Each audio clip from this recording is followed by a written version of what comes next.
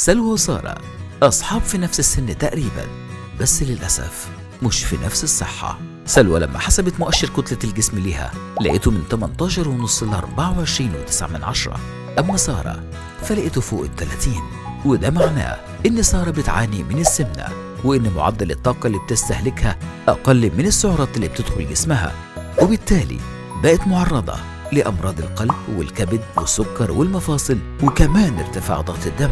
وده خلى سارة تقرر تبقى زي سلوى، بدأت تمارس رياضة بانتظام، كمان أكلها بقى متوازن في خضروات وفاكهة كتير، وبقت حريصة إنها تشرب مية بكميات كبيرة وتقلل من الوجبات السريعة والأكل الغير مفيد.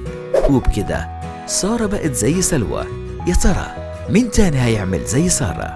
مبادرة رئيس الجمهورية للقضاء على فيروس سي والكشف على الأمراض غير السارية، حملة 100 مليون صحة من وزارة الصحة المصرية.